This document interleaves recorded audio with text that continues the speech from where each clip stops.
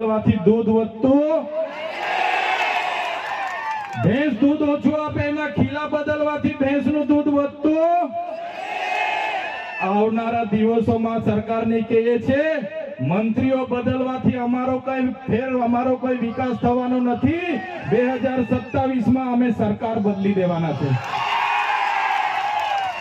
બદલી દેશું ને આપણે? તૈયાર છો બધા? ત્યારે આ સરકારને ખબર પડશે કે સરકાર બદલવા વાળા આવી ગયા છે। ત્યારે સાથીઓ વધારે વાતો નથી કરતા, હજુ આપણે અહીંથી રેલીનું પ્રસ્થાન કરવાનું છે। આજે વડાપ્રધાન નરેન્દ્રભાઈ મોદીજી ડેડિયાપાડામાં આવે છે એમ કરીને પરવાનગી તો માંગવાની હોતી નથી અમારે, છતાં પોલીસ વિભાગ અને વહીવટી તંત્ર દ્વારા કહેવામાં આવ્યું કે જેમ બને તેમ પ્રોગ્રામ પતાવજો।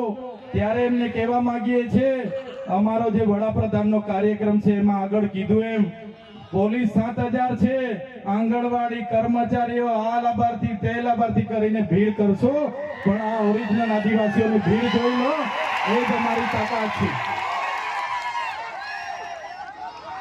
ત્યારે સાથીઓ ભગવાન બિરસા મુંડાની જે ઉપદેશો હતા, એમના જે વિચારો હતા, એમણે પોતાનું 25 વર્ષમાં પોતાનું જીવન આપણા માટે સમર્પિત કરી દીધું। આપણે બધા એમના વિચારો ઉપદેશો અહીંથી લઈને જઈશું। આપણી અસ્મિતા બચે, આપણી સંસ્કૃતિ બચે, આપણા રૂઢિ પરંપરા બચે, આપણા નૈતિક મૂલ્ય બચે, એ સૌની જવાબદારી છે। સાથે સાથે ઘણા યુવા વર્ગ અહીંથી મને સાંભળે છે, એ યુવા વર્ગને પણ હું અપીલ કરું છું, તમારો આ સમય તમારો કેરિયર બનાવવાનો છે।